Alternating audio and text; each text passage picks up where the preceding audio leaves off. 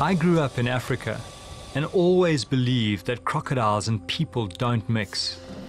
I thought crocs to be cold, instinctive creatures. But now I believe that this image is far from the truth. When you witness the relationship between this crocodile and this man, it will challenge everything you think you know about crocodiles and the natural world itself.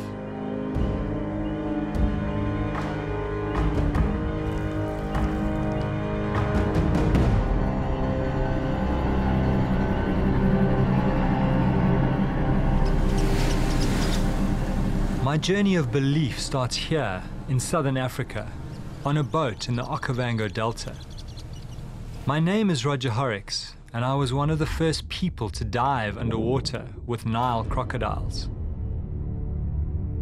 Our expedition led us into a cave system we call the Dragon's Lair. This is the place where Nile crocodiles up to 5 meters long drag their prey.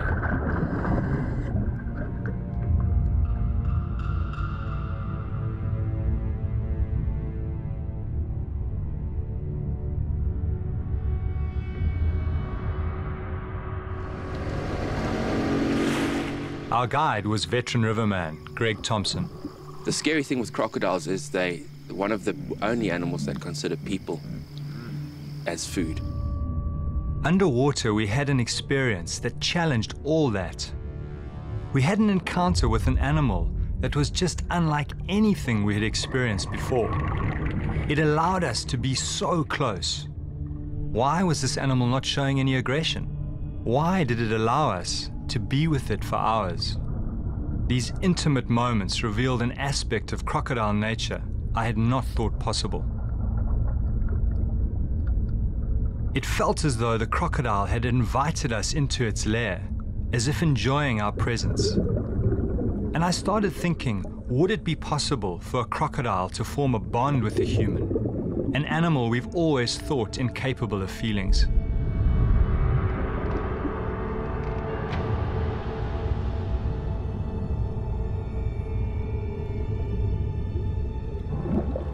The thinking on crocodiles is that they're not capable of emotions such as love and affection and loyalty, etc. They have an ancient brain. So generally scientists would say that, they're basically motivated purely by survival and by food or protection.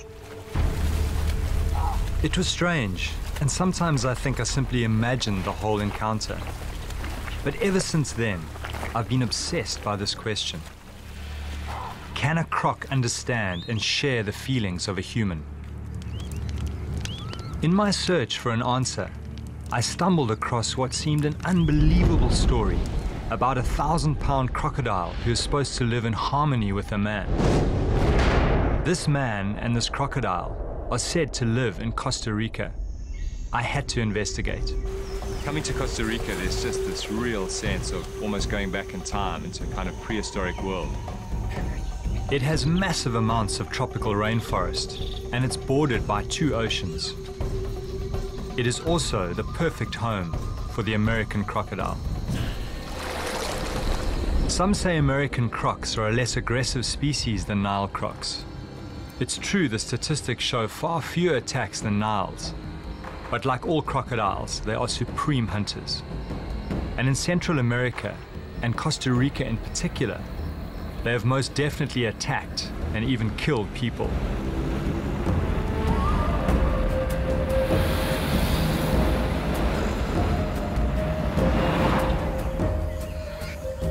My introduction to American crocodiles starts here, at the Tarcolos River.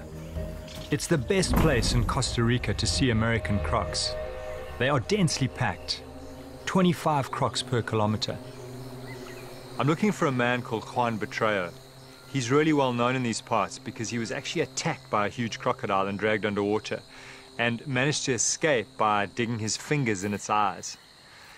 And strangely, for a man who's had this near-death experience with a crocodile, instead of that driving him away, it's actually drawn him to these animals, and he's doing something quite remarkable. Juan is now calling a big aggressive crocodile called Tyson. It was actually Tyson that caught Juan and dragged him under. And he's got huge scars all over his stomach that he wouldn't allow me to photograph. He doesn't want to portray the crocodiles in a bad light. This situation is really dangerous.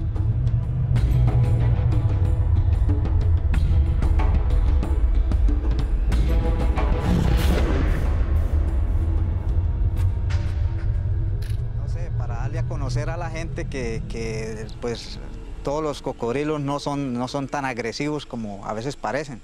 Entonces, para darles a entender a la gente que hay que cuidarlos, que hay que conservarlos y que no son como a veces se cree que devoran todo y todo esto. Entonces, es para un poco más de concientización a las personas que no hay que tenerles tanto miedo, sino que hay que conocerlos. Watching this, it is very clear that these animals are capable of learning. There's an intelligence here. And what I found even more remarkable is that they are wild animals. In other words, they're living in a wild river, they're not dependent. And yet he had the sort of the sense to actually reach down and touch its nose. I mean, how had he found the courage to take the physical intimacy so far?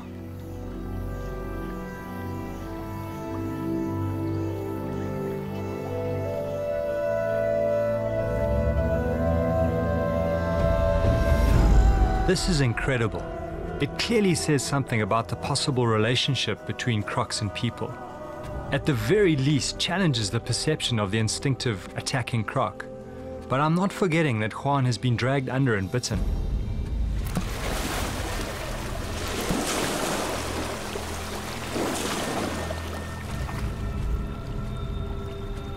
It's hard to imagine more intimacy with a croc. But Juan keeps telling me about Tarzan Cheeto. He's the man I heard about, who's supposed to swim with a huge croc. Juan told me to travel to the East Coast and find a girl, Jocelyn Aguera. She could introduce me to Cheeto.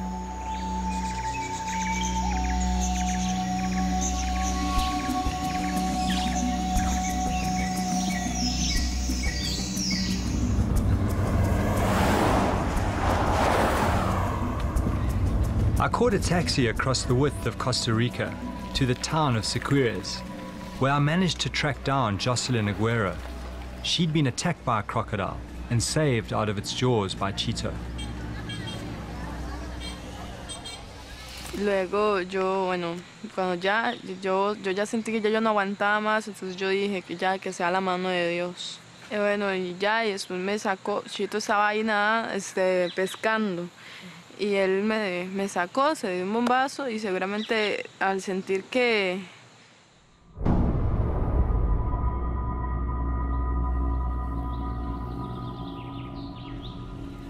Jocelyn led me to where Cheeto lived. I was really excited to finally meet Cheeto. But he hardly came across as the Tarzan that he'd been made out to be. He was a far more gentle, calmer person. I'd been expecting a tougher, macho guy. Cheeto led me down to the water to meet the crocodile he calls Pocho.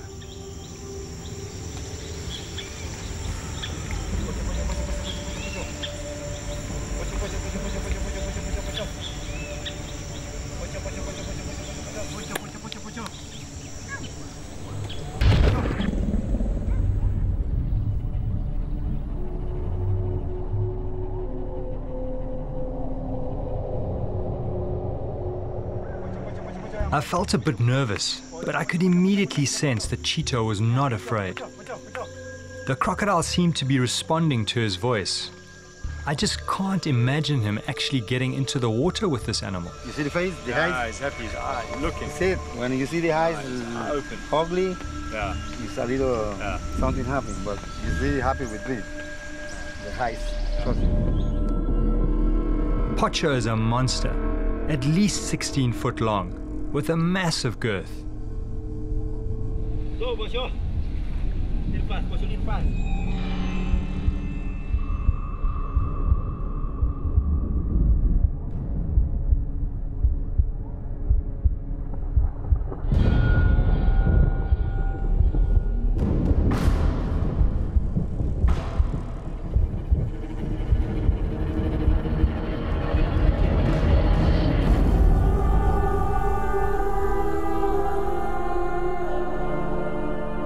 had Chito penetrated the forbidden boundary and joined a giant crocodile in the water? It seemed impossible, but here it was in front of me.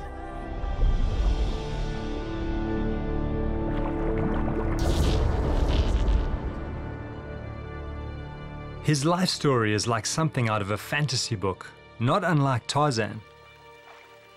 It all started 23 years ago when Chito found a crocodile that had been shot by a farmer for attacking his livestock. With incredible and almost inhuman patience, Chito nurtured this crocodile back to life, sometimes chewing fish in order to encourage the crocodile to eat.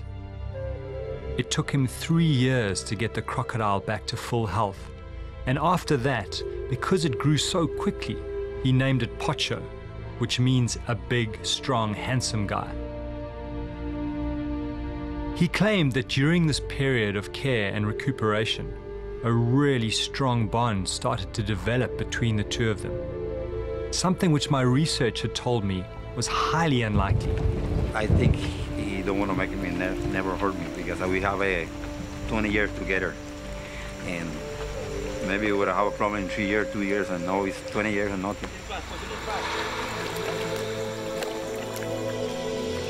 As far as I know, no human has ever swum and touched a huge crocodile in the water and not been attacked.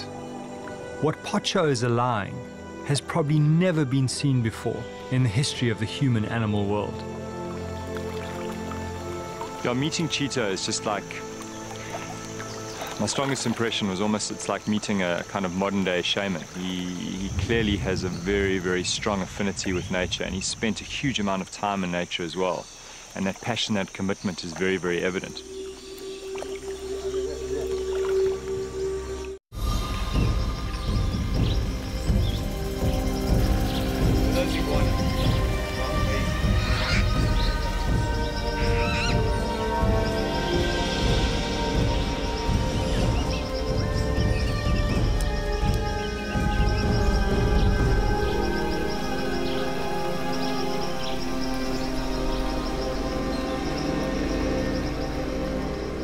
As a child, Chito used to find injured wild animals and nurture them and release them back into the wild.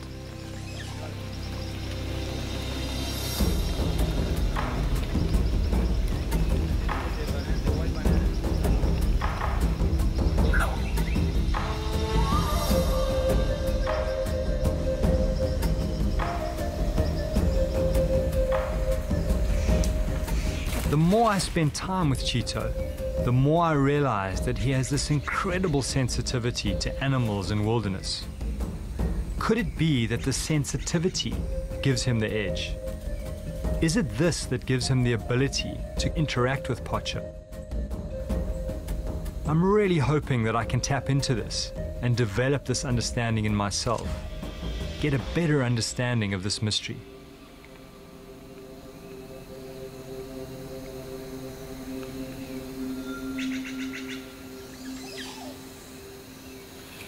Chito was determined to take me deep into the jungle, to a place that is very special to him and Pocho.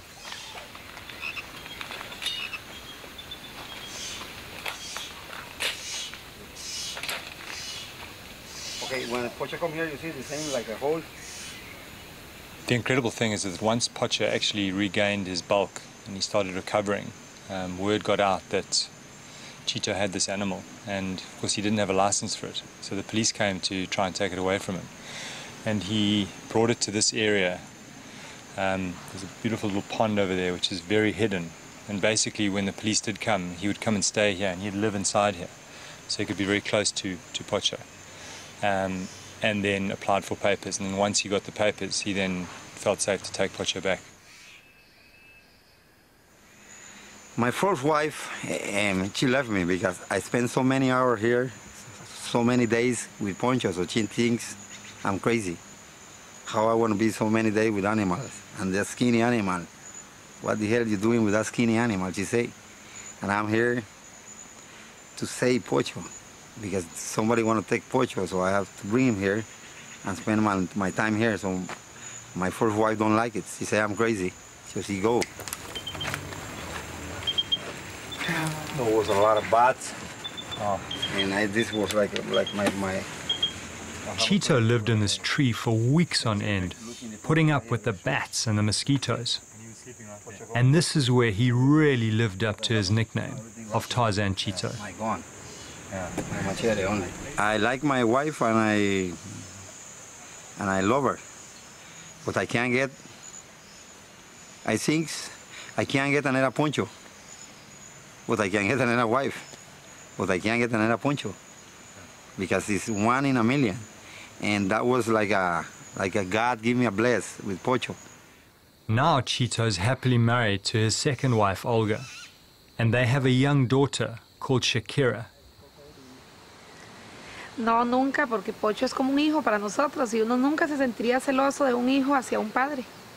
Son cariños diferentes.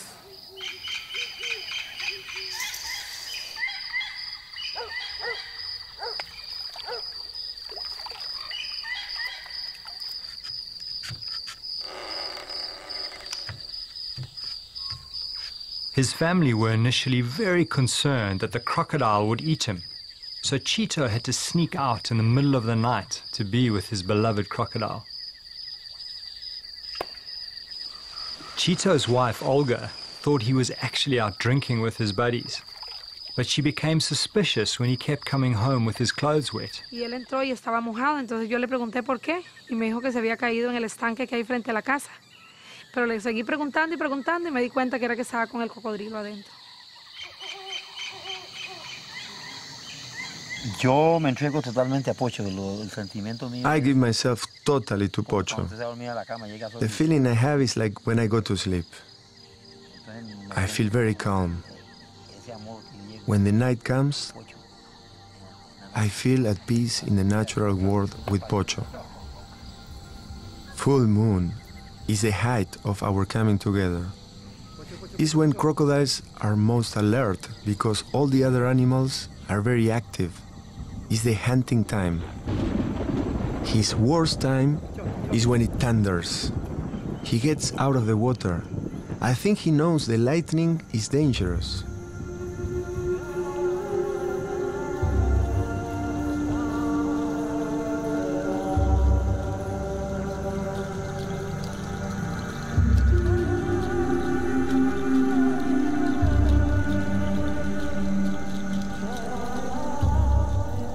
Our games we taught each other started at night. The death roll other crocs used to rip chunks of meat from prey became one of our first games. It was then I realized he could learn and remember. Pocho is so clever. This time at night, for me, it's like being with God. Chito just seems to have crossed what I think many people would just see as an impossible boundary. Crocodiles are really aggressive at night. It's when they hunt. And yet he somehow seems to have turned this to his advantage and actually used it to build intimacy with this animal. I'm just getting such a strong sense that they are actually capable of emotion more than we would have, ever imagined.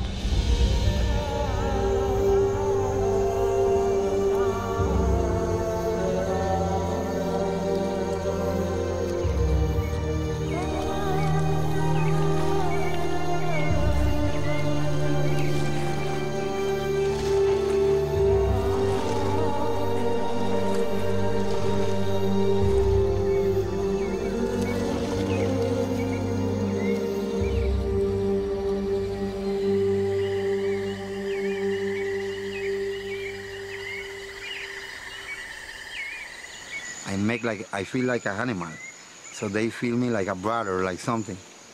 But if I don't feel like an animal, I can't go close to them because I feel they want to think I'm a people and I want to hurt them. Once Pocho was big and healthy again, Chito released him into a nearby river system. Waking up the next morning, Chito couldn't believe his eyes. There was Pocho sleeping on his veranda. After that, he tried releasing him a few times again, but the same thing happened. And so Pocho became part of the family, his daughter Shakira growing up around this huge animal.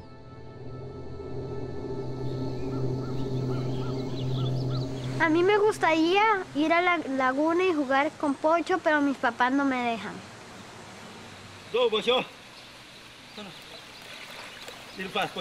When you look at this, it's very easy to quite quickly take it for granted.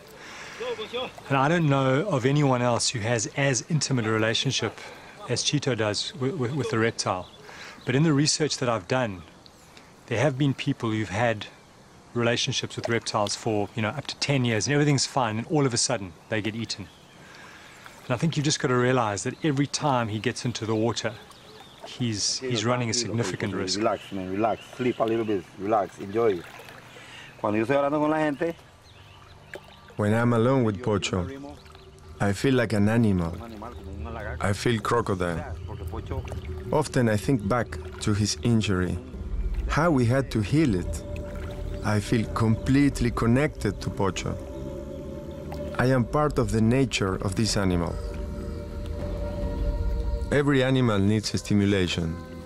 I gave him food when he was dying, but he needed more. He needed my love. In the beginning, I wasn't sure of how close I could get. It took me a while to understand the signs he now gives me. I slowly started to touch him, and he never tried to bite me. Once he recovered his strength, I was expecting him to go back to the wild. He was free to go, but he decided to stay. That's when the trust grew stronger, and I began to move closer to him.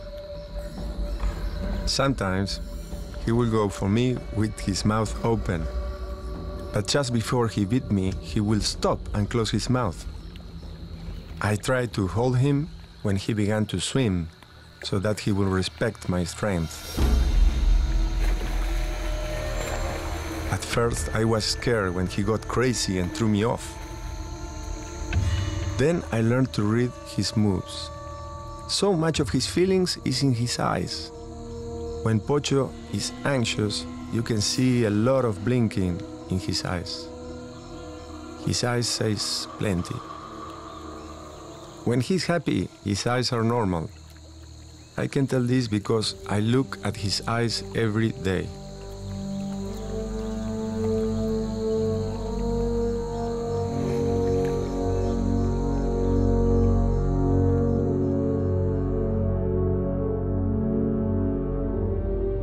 He loves the touch.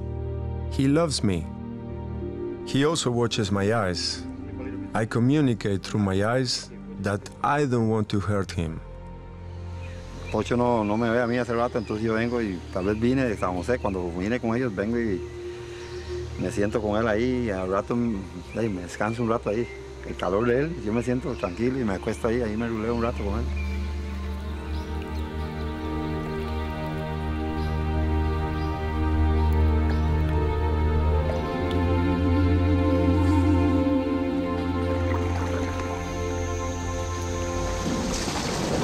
I think the one thing that you can't discount is that this animal was shot in the head, so it's not inconceivable that that has somehow modified its behavior. What could have happened is that because of the huge shock to the brain, it has been reprogrammed, and the deep nurturing that Cheeto has shown has somehow modified the usual crocodile behavior. At my lightest touch, he now responds.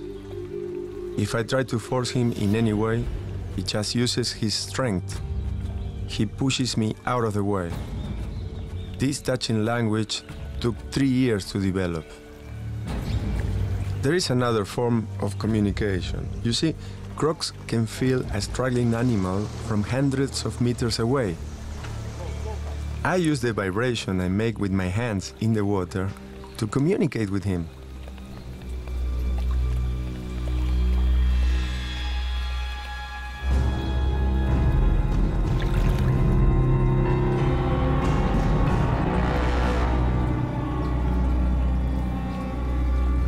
Now he comes to me. He loves the touch. But he also likes to touch me with his body. Very gently when he's happy and with strength when he's agitated.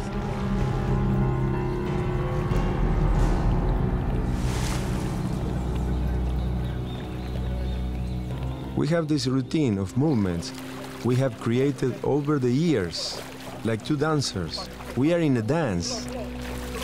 If I forget one of the moves, he doesn't like it. He won't cooperate.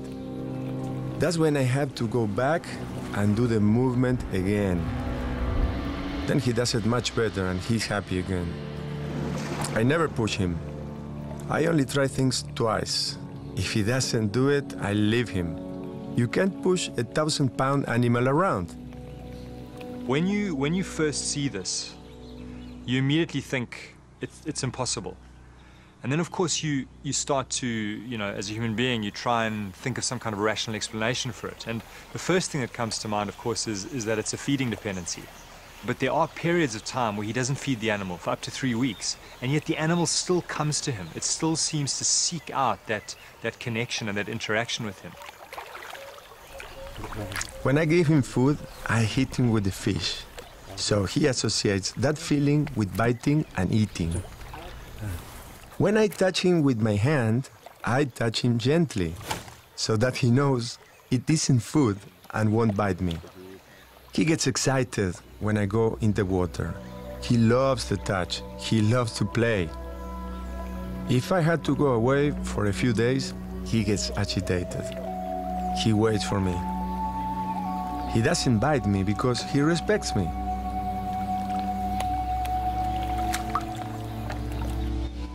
I've been completely seduced by what I think is the true nature of this relationship. But I was about to experience a completely different side to the story.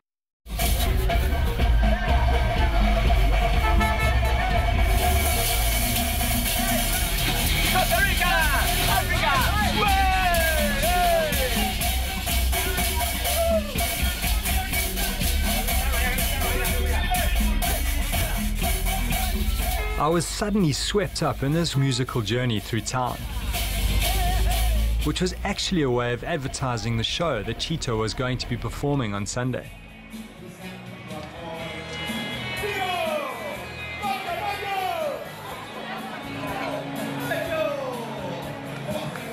The day I feel afraid, no more show. As I watched all these people arrive and a circus-like mood starting to develop, I just felt really uncomfortable on so many levels. There was all this money changing hands, and that leads you to question the motive. It always does. Is he looking after this animal because he loves the animal, or is he just looking to make money?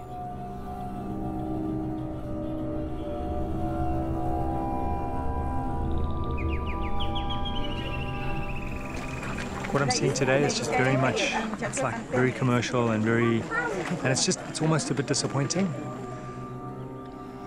The other thing that didn't sit well with me was Chito dressing up like Tarzan and doing this whole Tarzan act, because it just seems to trivialize the richness of this relationship that I've had access to.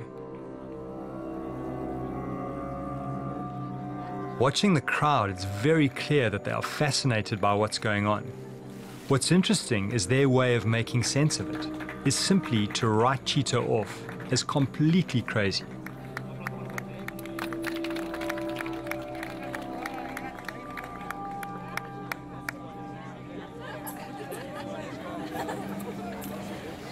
I thought, I can't believe this. And it's unbelievable. I mean, I would never do that.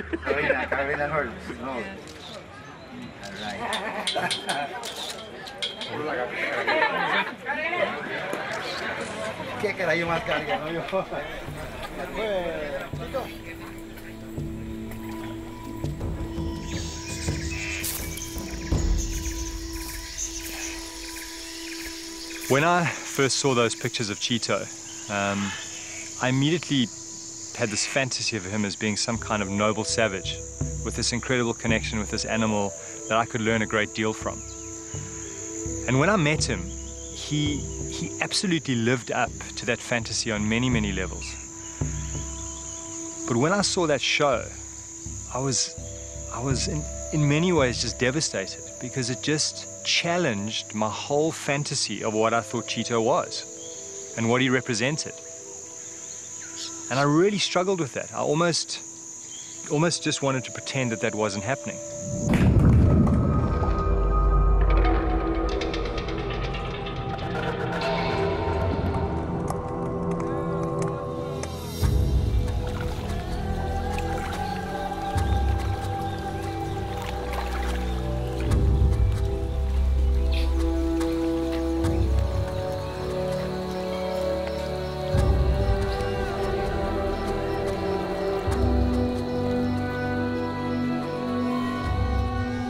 And now I'm starting to wonder if Pocho would relate to all people like he does to Cheeto. And there's only one way to find out. So Cheeto, you sure that I can get in and start to get close?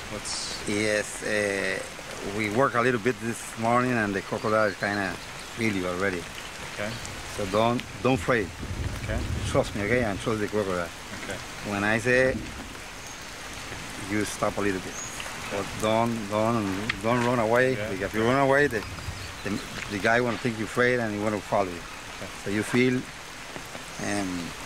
strong and looking face every time. Okay. And a very nice smile.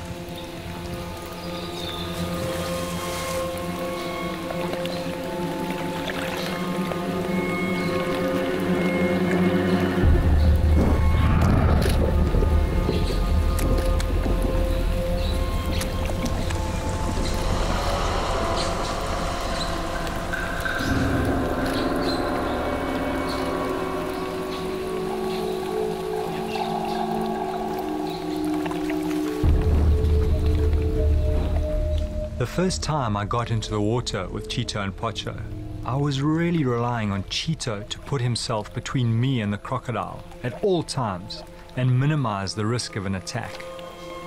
The only other person that got into the water with them had his ribs broken when the animal just lashed out with its tail.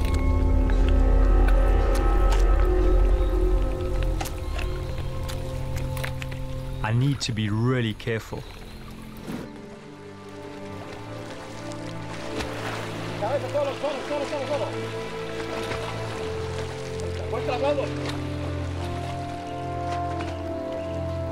I'm starting to get a richer picture of the language of the crocodile. When they move their eyes rapidly and they arch their backs, it generally means they're feeling very aggressive or threatened. They're also incredibly sensitive to any form of sound or vibration, and they can pick that up over very large distances. So I need to be very conscious of what I'm doing when I'm in the water. Cheeto also seems to think that they're incredibly sensitive to smell, and they build up associations with various things in the environment through smell, through pheromones. But it got quite hairy at times where I could sense that crocodile wanting to come in, and I just had to trust his ability to kind of read and manage the situation. Well, I think everything in the natural life move and have something they can understand. But you have to have the direct communication, the chemic. So you want to have it, and you do it with heart, you feel it. If you don't do something good, you don't want to have nothing. So, Pocho, no, tranquilo, Pocho, Pocho. Wow.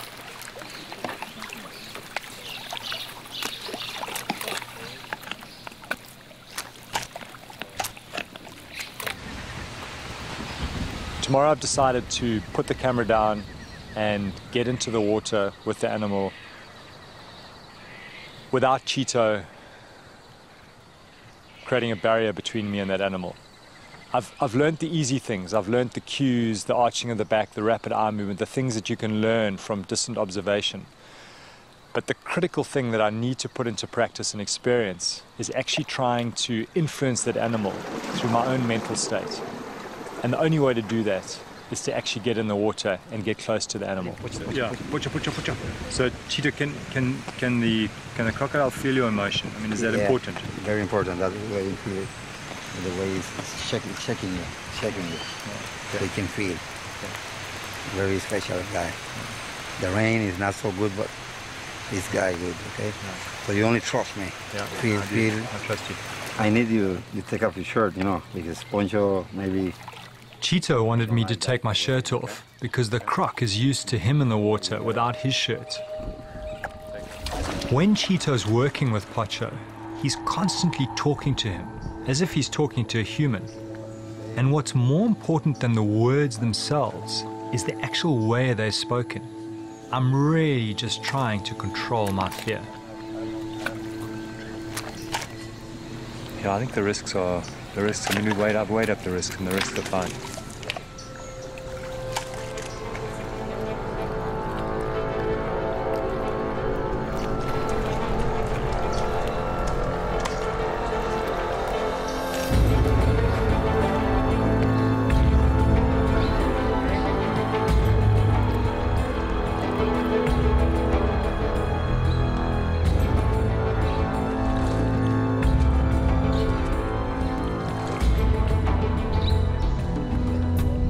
As I approached the crocodile and held its tail from behind, he immediately reacted and swam off and started to display very aggressive behavior.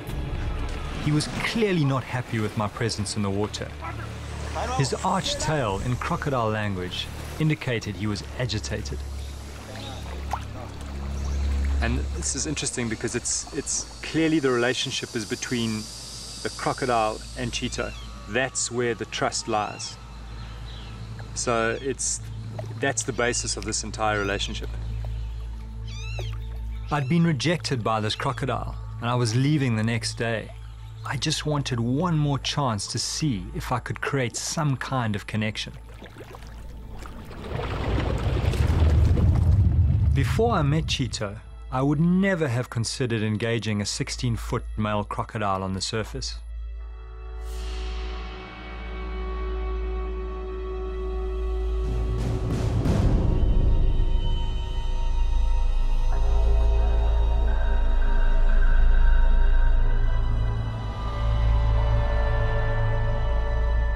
As that animal approaches me, I'm constantly running through my mind what Cheeto has taught me. The most critical thing is to just be extremely confident, because without doubt, these animals can pick up if you're scared.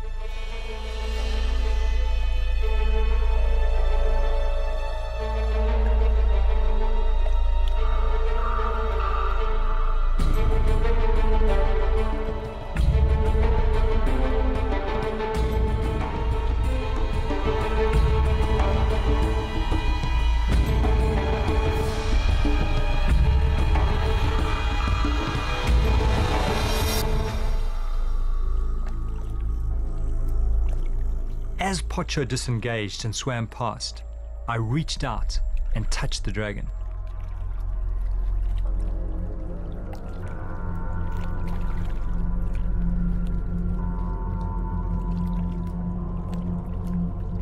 Pocho seemed calm, not reacting to the touch, but then as he came round to circle me again, something changed. He hissed, and I felt really threatened.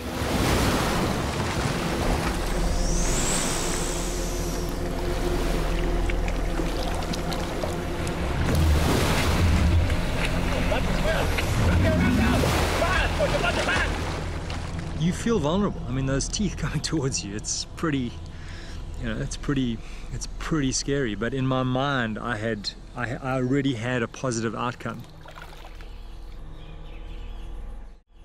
Estresado, entonces puse la mano en la cola y me hizo un toque en la cola ahí como que, y ahí iba. Y al primer tiro sí que iba a explorar, pero el segundo tiro tal vez iba como no a comérselo, pero como decirle que fuera de aquí. O sea, no sé, algo así como que él defendiendo su territorio. Pero ya el segundo tiro sí venía, o sea, no lo vi que venía, desde que venía allá ya venía como muy más loco, ¿entiende? Explíquele eso. It's very clear to me that Cheeto and Pocho have a lifelong bond, and for me to form any kind of connection with this animal would take years of hard work. Being in the water with this animal made me realize just how reliant Pocho is on Cheeto. And the problem is that Pocho could easily live to be over 100 years old. So what would happen to the crocodile when Cheeto dies? The plan is that when Shakira gets to 18, she will start to learn the crocodile language. and slowly take over the care of Pocho. Porque él es parte de mi familia y yo siempre he estado con él y yo lo quiero mucho y lo voy a cuidar cuando esté grande y lo quiero mucho, mucho, mucho. Por mucho tiempo lo voy a cuidar mucho, mucho.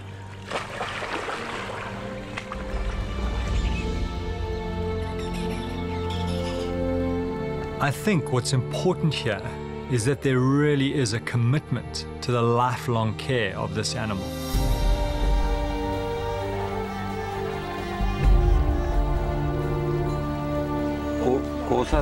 Cosas que ha hecho, que yo comparto mucho con él. I have shared a great deal with Pocho when we are alone.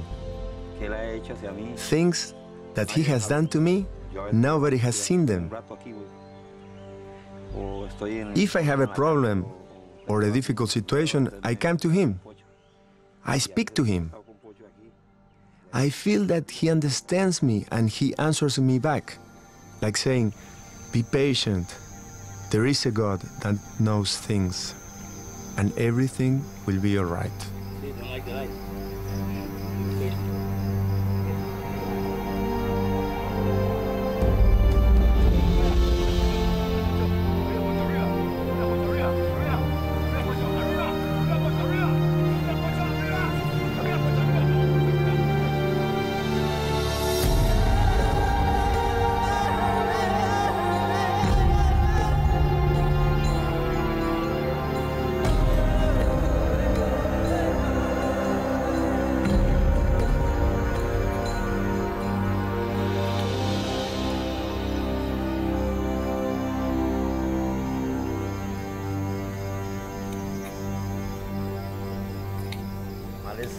Las relaciones con animales es muy importante para todo el mundo, que ellos puedan.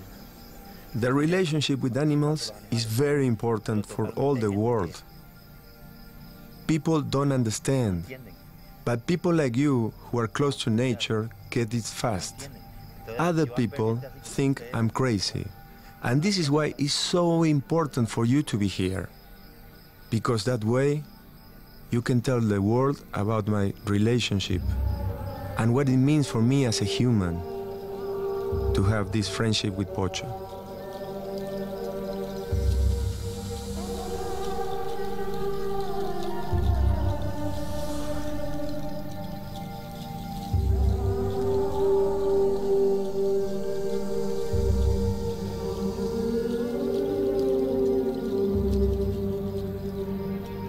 Chito's relationship with this ancient creature is based on over 20 years of commitment and love. Chito has taught me that humans have the potential to form deep bonds with crocodiles. This changes my whole perception of what I once believed to be a cold, instinctive animal. I still have so many questions, but I leave behind perhaps the greatest mystery I have ever seen, with the knowledge that the primal connection I felt with a crocodile in those caves in Africa was true.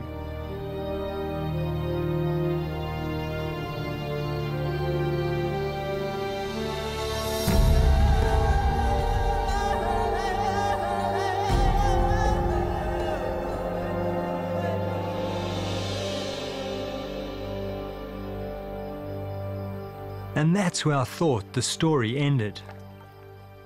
Then a few months later, I heard tragic news from Costa Rica. Pocho the crocodile had suddenly died of natural causes, leaving Chito and family distraught.